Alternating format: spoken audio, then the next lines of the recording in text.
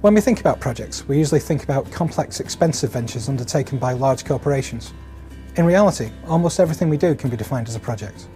From boiling an egg to our weekly shopping, so long as they have a start date, dependencies, stakeholders and deliverables, and utilise resources, they can be defined as a project.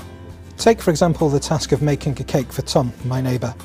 The start and finish date of the project is Tom's birthday, the 9th of October.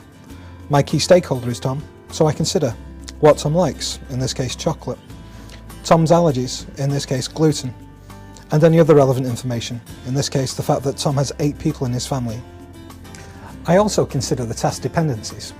I'll be using a type of frosting that needs time to set, so although decorating the cake is the last step in my project, I need to start this task first to give it time to set.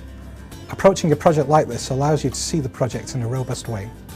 Always start planning your project with your goal in mind. After considering your goal, consider the scope. Consider timeframes, how long you want it to take. Consider resources, how much time and money you have, and how to spend it.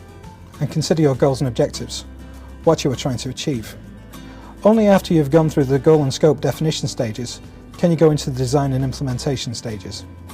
Risk assessments are important as they help you understand how unplanned events may impact your project, what needs to be done to minimise those risks, who needs to do it, and the potential consequences of a delay or undelivered part of your project.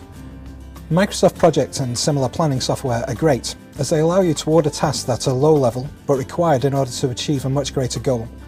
Highlighting these dependencies will help you have a clear understanding of what tasks need to happen before others and how a delay could affect the timeframes and budget for the project. A budget requires the coordinated input and efforts of both you and your team. A tip for budget handling is to use gate reviews.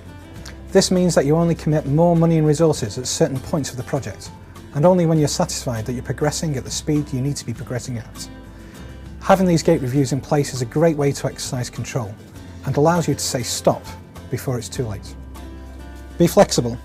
Don't assume everything will go to plan straight away. Most projects will get hit by a risk or issue which will require additional investment, so it's important to have a contingency plan in place. For all my projects, we place any worries we have about the project on a board and address these worries as a team at the beginning of each week. It's incredibly visual and hands-on, and it helps you approach the project proactively rather than reactively.